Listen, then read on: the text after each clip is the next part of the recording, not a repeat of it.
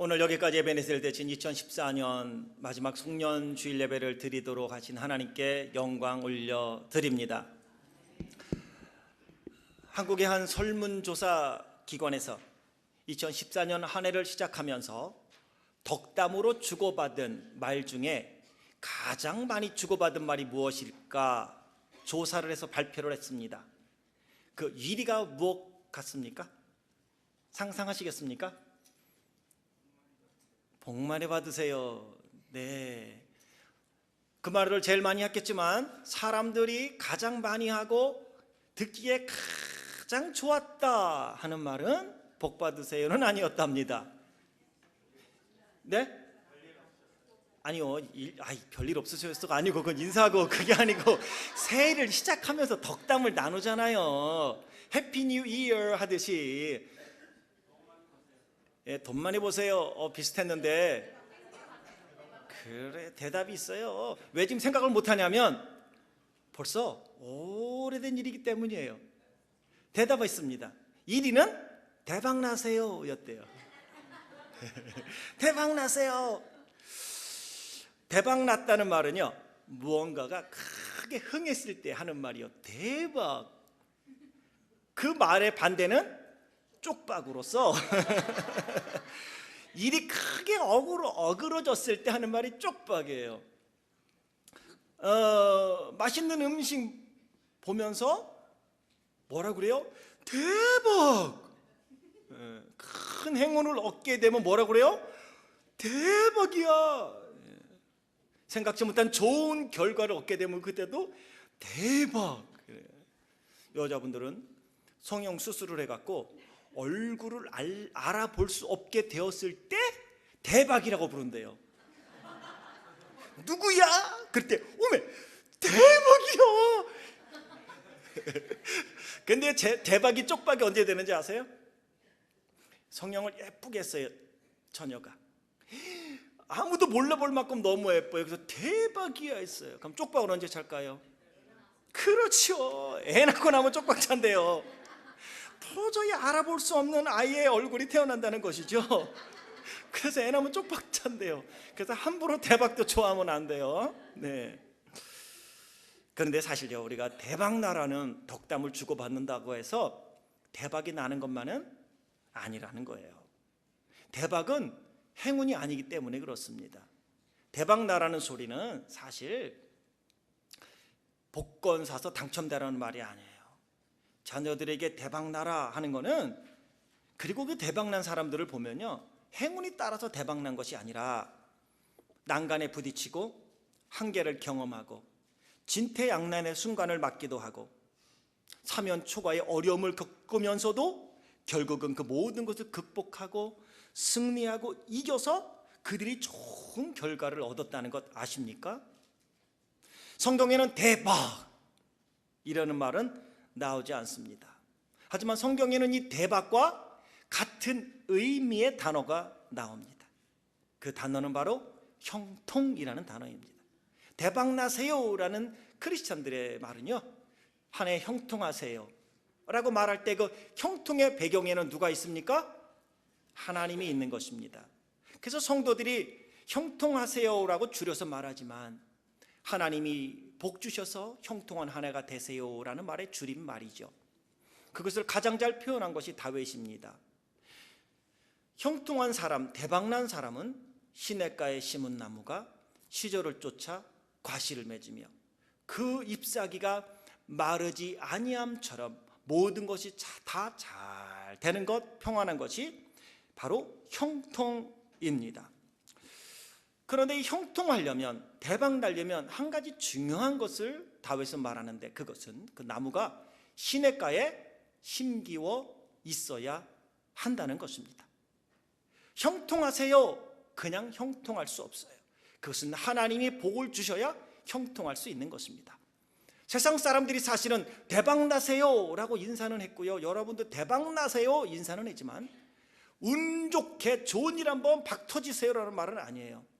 당신이 수고하고 애쓰며 땀 흘리는 일이, 올해는 계획한 일들이 다 잘 되기를 바래요.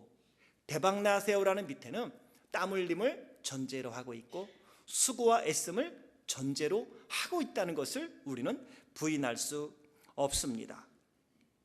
사실 여러분, 대박이라는 것을 세상이 말하는 것과 우리가 말하는 대박의 차이는 참 많다는 얘기를 지금 하고 있는 거예요. 오늘 본문에 나오는 유일한 여자 사사 드보라, 사실은 사사기는 남자들의 이야기 같죠? 전쟁, 그러면 남자들의 이야기입니다.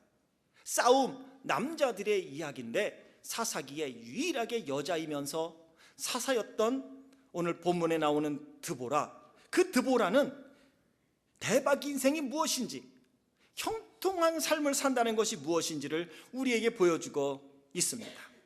사사 드보라를 통해 2014년 한 해 동안 여러분은 대박 나기 위해, 형통하기 위해 얼마나 노력했는지 오늘 되돌아보며 어떻게 하면 2015년에는 정말 대박난 인생, 형통한 삶을 살 수 있을지 드보라를 통해 배울 수 있는 귀한 시간 되길 주의 이름으로 축원합니다. 한 가지 분명한 것은 오늘 이것까지 우리를 인도한 분이 하나님이라는 사실을 인정할 때에 드보라를 통하여 대박난 인생, 형통한 삶이 무엇인지를 배울 수 있기에 오늘 여기까지 인도하신 그 하나님을 마음에 새기고 머리에 새기며 하나님께 감사합니다. 함께하고 있는 아내와 남편, 부모님과 자녀, 옆에 있는 이웃 형제 자매들에게 감사한 마음을 가지며 오늘 귀한 말씀 들을 수 있길 주의 이름으로 축원합니다. 옆에 있는 분 한번 보고 씩 웃으면서 고맙습니다 인사만 하겠습니다. 네, 웃으면서 인사했습니까? 그럼 한번 얼굴 딱 쳐다보고 오메 대박이야 한번 해보겠습니다. 시작. 오메 대박이야. 뭐가 대박인지 아세요? 어머, 웃는 모습이 어쩌면 그렇게 예뻐요 라는 말을. 네, 드보라 사사기에 나오는 사사 중에 유일하게 여자입니다.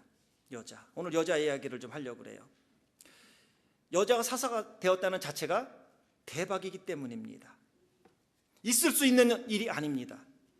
도저히 일어날 수 없는 일이 일어났습니다. 이스라엘 랍비들이 하나님께 기도할 때마다 항상 세 가지 감사 기도를 드리고 기도를 합니다. 세 가지의 감사 기도는 이것입니다. 하나님, 나를 이방인으로 태어나지 않게 하신 것 감사합니다. 두 번째, 하나님, 나를 짐승으로 태어나지 않게 하신 것 감사합니다. 세 번째, 하나님, 나를 여자로 태어나지 않게 하신 것 감사합니다. 이게 이스라엘 랍비들이 기도하기 전 하나님께 올렸던 세 가지 기도 제목이라고 한다면 이스라엘 백성들 사회에 얼마나 남성 중심의, 그리고 그 사회가 폐쇄적이었는지를 우리는 알 수 있습니다. 예수님 시대에도 여자들은 카운트할 때 숫자에 넣지도 않았습니다. 그만큼 여성의 지위는 없었습니다. 특별히 사사시대는 가나안 정복 이후에 영적인 지도자였던 여호수아가 죽었습니다. 그리고 영적 지도자가 없는 이스라엘 모든 백성들은 자기 눈에 보기에 좋은 대로, 자기가 하고 싶은 대로 살았던 시대입니다. 뿐만 아니라 주변국의 위협이 도사리고 있었습니다. 그래서 여자가 아닌 힘이 세고 전투력인 강한 남자가 지도자가 되는 것이 맞는 것입니다. 하나님께서 드보라를 사사로 불렀을 때 이스라엘은 하나님께 범죄하여 하나님이 저들을 가나안 왕 야빈의 손에 붙였습니다. 그리고 20년 동안 야빈에게 학대를 당했습니다. 고난을 당했습니다. 20년 너무 힘들고 괴로워 하나님께 부르짖고 있던 시대였습니다. 성경의 사장에 보면 야빈은 철병거가 900개가 있었다고 그래요. 다시 말하면 이스라엘이 감히 학대를 당하면서도 이스라엘 왕 야빈에게 항거할 수 있는 힘이 없는 시대, 힘이 없던 상황이었습니다. 야빈이 때리면 맞아야 하고, 종홍을 바치려면 바쳐야 하고, 학대를 하면 그냥 당해야 됐던 것입니다. 하나님은 이스라엘이 범죄하여 야빈의 손에 붙이면서 이스라엘 백성이 아무것도 할 수 없을 만큼의 바닥까지 내려가게 하셨던 것을 우리는 볼 수가 있습니다. 이럴 때 필요한 것은 강력한 리더십이 아니겠습니까? 강력한 지도자 여호수아처럼 담대하고 전쟁에 능한 장수 남자가 필요한 것이 아닐까요? 그런데 하나님은 사람들의 생각, 사람들의 경험을 비웃기라도 하듯이 여자를 사사로 부르셨습니다. 그렇다면 이 드보라에게는 남자가 갖지 못했던 특별한 능력이 있던 것일까요? 그래서 하나님이 드보라를 사사로 불렀을까요? 그렇지 않습니다. 사사기 4장은 사사기 5장의 배경이 되는 내용이 기록되어 있는데 사사기 4장을 보면 드보라는 랍비돗의 아내였다고 말합니다. 다시 말하면 드보라는 가정주부 아줌마였어요. 아줌마가 맞아, 요즘 어느 분이 그러대요. 세상에는 남성과 여성만 있는 게 아니라 남성과 여성과 아줌마가 있다고. 그럼에도 불구하고 이 드보라가요 가정주부이고 아줌마였어요. 근데 이게 특별할 게 뭐 있어요? 단지 성경은 무엇이라고 이야기하냐면 드보라는 하나님을 향한 믿음, 하나님 말씀에 대한 순종, 그리고 그 말씀대로 순종하는 용기, 영성을 소유했던 사람이라고 설명할 뿐입니다. 하지만 사사로서 드보라는 하나님께 부름을 받은 이후에 놀랍게 죄를 감당했습니다. 하나님의 말씀 앞에 핑계대지 않았습니다. 믿음으로 순종했습니다. 가냘픈 여자의 몸으로 전장에 앞장서서 가나안 왕 야빈 그리고 그의 군대 장관 시스라를 물리치고 40년 동안 이스라엘의 태평함을 유지시켰던 놀라운 일을 감당했습니다. 이 정도 본다면 우리는 드보라를 보면서 대박 인생을 살았다고 말할 수 있지 않겠습니까? 그런데 여러분, 성경에서 말하는 대박은 좀 달라요. 50명이 있는 데서 1등하면 우리는 대박이라고 말할 수 있을 것입니다. 그렇죠? 그런데 50등 하던 아이가 열심히 노력해서 10등 했다면 그건 엄청난 대박이 아니겠습니까? 하나님은 1등하는 사람을 부르는 것이 아니라 50등하는 드보라와 같은 사람, 연약한 사람, 하나님을 바라보고 하나님을 사랑하는 사람을 들어서 그를 붙잡아 사용하셔서 앞으로 전진해 나아가게 하는 놀라운 일을 이루시는 분이라는 사실을 믿으시길 주의 이름으로 축원합니다. 많은 것을 소유했기 때문에 대박이 아니에요. 진짜 대박은 적은 소유를 가졌음에도 불구하고 주신 이가 하나님이심을 믿고 감사하며 넉넉하게 손을 펼칠 줄 아는 삶을 사는 사람이 대박 인생을 사는 사람인 줄 믿습니다.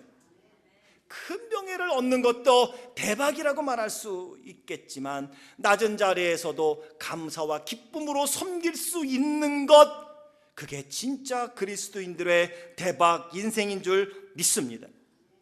큰 건강을 갖고 있는 것도 대박이겠지만 진짜 대박은 사도 바울처럼 고통과 괴로움을 주는 몸에 가시가 있음에도 불구하고 예수 그리스도의 십자가의 사랑과 그 구원의 은혜에 감격하며 끊임없이 주의 복음을 전하느라 발이 바쁜 사람이 대박 인생을 살아가는 성도인 줄 믿습니다. 그게 성경에서 말하는 형통 대박이에요. 사실 드보라는 당시 이스라엘 사람들의 눈으로 보기에는 자격이 참 부족했을지 모릅니다. 남자보다 싸움 못하는 여자, 지도력이 남자보다 약할 것이라는 편견을 갖고 있던 그 여자, 남자보다 힘이 약한 그 여자, 하지만 하나님이 붙잡으시고 하나님이 사용하시니 남자보다 더 크고 멋있는 사사의 사명을 감당했던 것입니다. 어느 분은 그러면 이렇게 질문할 거예요. 그래도 목사님, 드보라에게는 행운이 따랐고요, 아무런 어려움 없이 하나님이 도와주셨으니까 그렇게 훌륭하고 멋있게 일을 감당했고요, 저가 대박 인생을 산 게 아닙니까? 아니요. 오늘 함께 읽은 본문에서 드보라는 이렇게 선포하는데, 오늘 31절은 4장에선 전쟁, 5장은 드보라가 시스로와의 전쟁, 야빈 왕과의 전투에서 승리한 이후에 하나님께 올리는 찬양으로서 그 전쟁을 써머리하며 그 전쟁의 주인이 하나님이신 것을 고백하는 찬양의 노래인데 31절에 오늘 본문에 그렇게 말하잖아요. 여호와여, 주의 대적은 다 이와 같이 망하게 하시고 주를 사랑하는 자는 해가 힘있게 도듬갑게 하시옵소서. 5장 전체를 읽어보면요, 드보라에게 어려움이 없이 형통했고 행운이 따랐고 하나님이 도와주셔서만 이긴 것은 아니라 드보라는요, 많은 어려움이 있음에도 불구하고 자기를 붙잡고 인도하시고 사용하시는 하나님 앞에 자기 자신을 철저하게 맡겼습니다. 그럼 드보라가 어떠한 상황 속에서 가나안 왕 야빈을 이겼고 그의 군대 장관 시스라를 물리쳤을까요? 드보라가 전쟁에 참여하라고 이스라엘 12지파에게 명했을 때 12지파의 반응을 시스라는 찬양을 통하여 우리에게 알려주고 있습니다. 드보라가 서사가 되고 가나안 왕 야빈과 전쟁에 앞서서 남자 바락을 군대 장관으로 임명합니다. 그리고 바락에게 말합니다. 스불론 지파와 납달리 지파 10,000명과 함께 너는 이 전쟁에 참여하라.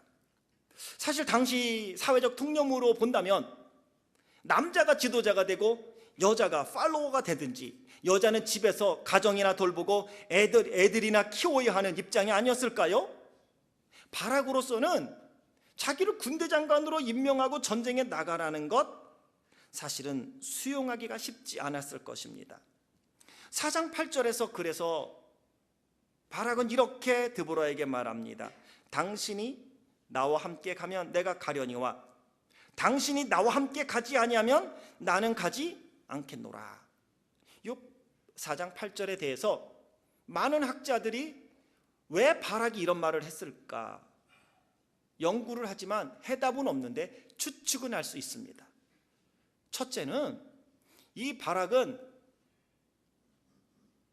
쉽게 말해서 이런 거죠.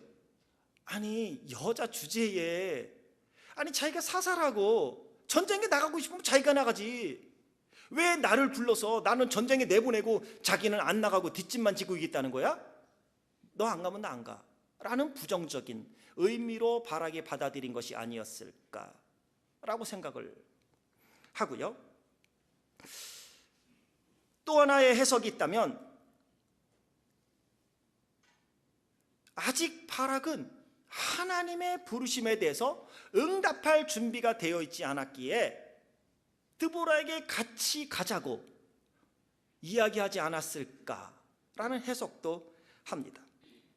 근데 보편적으로 이 말씀을 보면서는 긍정으로 보기보다는 부정으로 해석을 합니다. 바락은 혼자 전쟁에 자기가 사살하고 보내는 거 아니라는 거예요. 받아들이기 사실은 힘들었을지도 모릅니다. 두려워한 모습도 있기는 있을 것입니다. 하지만 아무리 두려워도 그렇지 남자가 여자 뒤에 꽁무니에 숨는다는 건 참 보기 안 좋아요. 무슨 일 있으면 여자 뒤에 쏙 숨어서 나는 몰라 하고 있는 것, 이게 지금 바락의 모습이라면 결국은 이 바락은 가기 싫은 거예요. 그때 드보라는요, 자기 자존심을 내세우지 않습니다. 윽박지르지 아니고 즉각적으로 4장 9절에 말합니다. 반드시 내가 너와 함께 가리라. 그리고 갔어요. 이거 쉽지 않은 상황입니다. 난관을 뚫고 나아갔던 드보라의 모습을 4장에서 볼 수 있습니다. 5장에서는 5장 14절과 18절에서 드보라가 찬양하는 모습 속에 이런 모습이 나옵니다. 에브라임과 베냐민 지파의 이야기가 나오는데, 에브라임 지파와 베냐민 지파는 모두 참석한 게 아니라 몇 명 가고 싶은 사람만 전쟁에 참석했어요. 르우벤 큰형 지파예요. 르우벤 지파는 16절에 보면 이 사람들은 양떼를 지키는데 아주 좋은 푸른 초장이에요. 가나안 왕 야빈이 공격했던 건 스불론이나 납달리 지방이었어요. 그러니까 르우벤 지파는 나와 상관없어. 굳이 니들 일인데 너희들이 고난당하는 너희들이 좀 하지.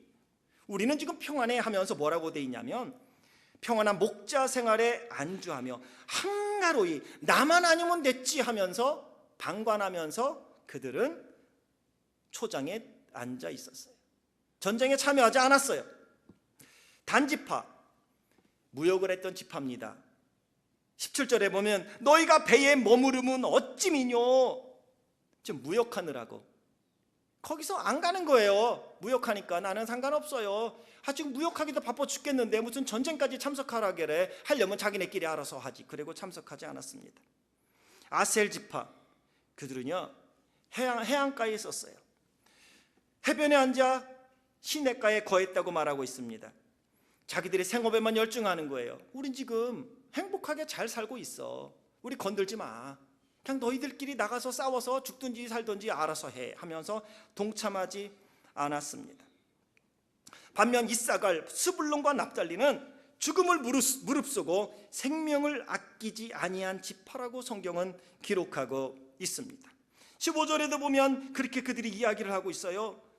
드보라와 함께 했다고. 저들은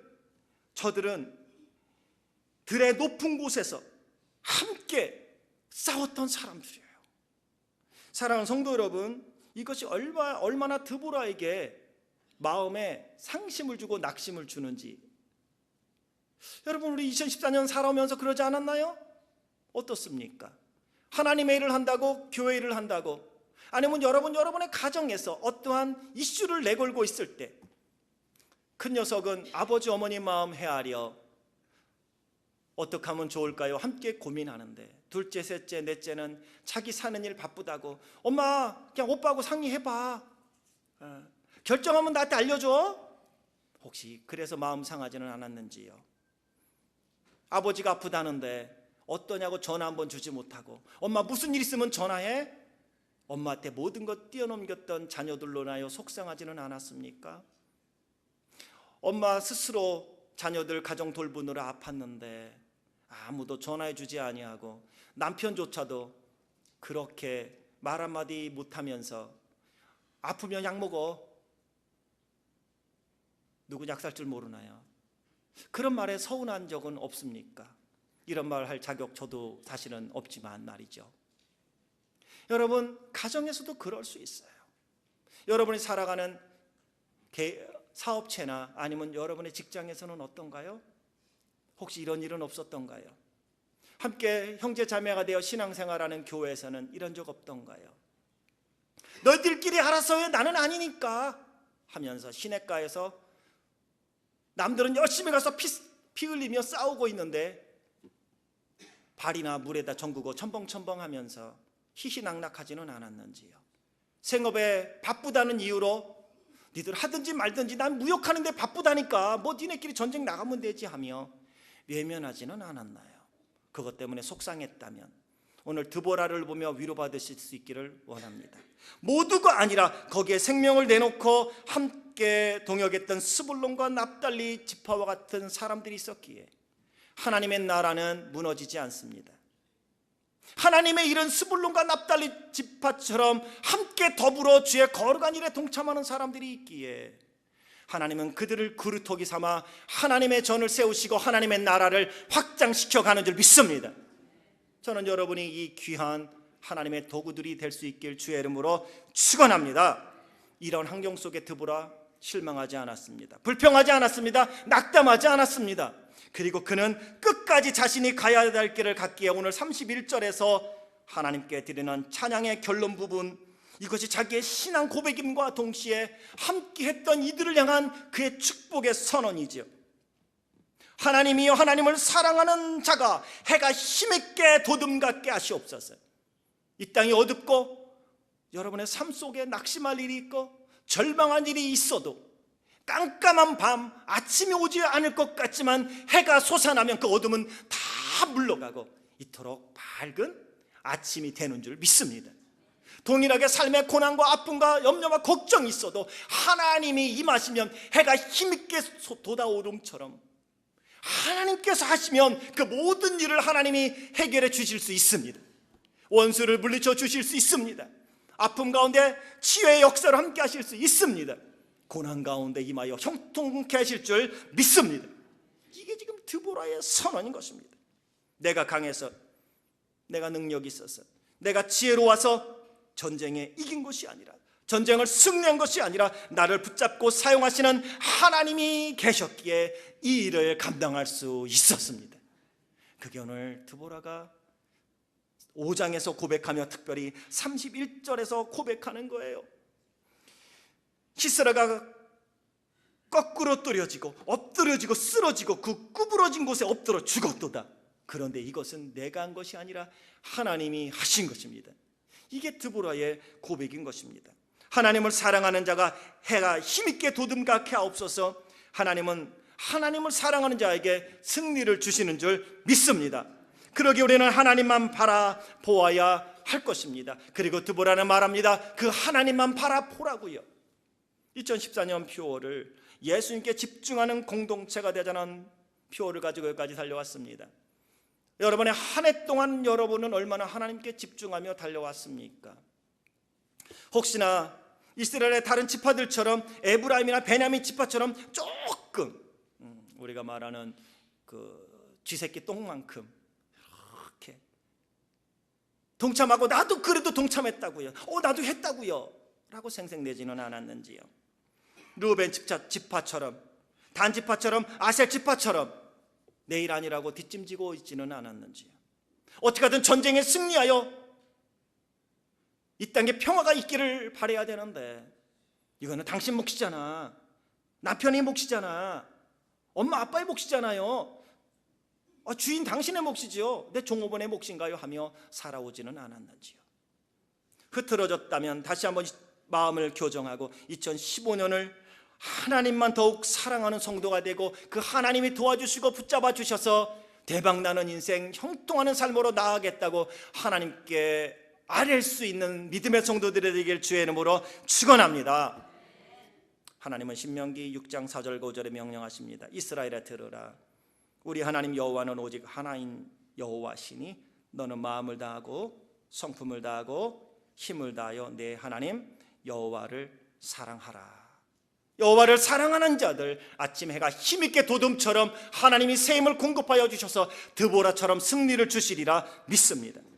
가정을 지키는 연약한 여인 드보라를 통해 하나님께서 이스라엘을 구원한 것은 사람이 능력이 아니라 하나님의 능력과 도우심이 있으면 언제든지 삶 속에 승리가 있다는 것을 보여주시기 위함이었던 것입니다. 하나님은 하나님을 사랑하는 약한 자를 들어서 사용하십니다. 사실 이 드보라가 사사가 되어서 사사로 있던 40년 동안 이스라엘이 태평하였다, 평안하고 모든 일이 잘 되었다는 말이에요. 대박이에요. 대박. 남자 사사들도요 40년 동안 평안하게 했던 사사가 셋밖에 없어요. 에웃 말고 3명이 40년이고요 어깨를 동등히 한 2등이라고요. 2등. 그 힘있고 용감했던 삼손도 20년밖에 태평 안 했다고요. 이것이 대박이 아니고 무엇이겠습니까? 그런데 사랑하는 성도 여러분, 우리에게는 정말 희망이 있어요. 하나님을 사랑하는 자들에게는 희망이 있어요. 그건 뭐냐면 하나님은 쪽박 인생을 대박 인생으로 바꾸시는 특별한 능력이 있기 때문입니다. 믿습니까? 고린도전서 1장 27절부터 29절에 하나님이 이렇게 말씀하세요. 하나님께서는 세상에 미련한 것들을 택하사 지혜 있는 자들을 부끄럽게 하신다. 이게 대박이 아니고 뭐가 대박이겠어요? 세상에 약한 것들을 택하사 강한 것들을 부끄럽게 하신다. 이게 대박이 아니고 뭐가 대박이겠냐고요. 하나님께서 세상에 천한 것들과 멸시받는 것들과 없는 것들을 택하사 있다고 자랑하는 것들을 패하게 하신다. 여러분, 이게 대박이 아니고 뭐겠어요? 그래서 오늘 드보라는 외치는 거예요. 하나님만을 사랑하라고. 하나님을 정말 사랑하는, 오늘 이곳까지 인도하신 하나님께 감사하며 하나님만 더 사랑하는 마음을 다하고 성품을 다하고 뜻을 다하여 우리를 구원하신 하나님, 여러분을 여기까지 인도하신 하나님을 사랑하는 성도들이 되길 주의 이름으로 축원합니다. 그러기에 함께 있는 지체들, 함께 살고 있는 배우자들, 함께 집에 있는 자녀들, 축복하세요. 미래를 축복하세요. 나는 너에게 물려준 것 없지만 나는 너를 위하여 기도한다. 그리고 내 기도에 하나님이 분명히 응답하실 거야. 그리고 하나님은 너를 축복하실 거야. 그런데 하나 전제 조건이 있단다. 내가 하나님을 잘 믿어야 한단다.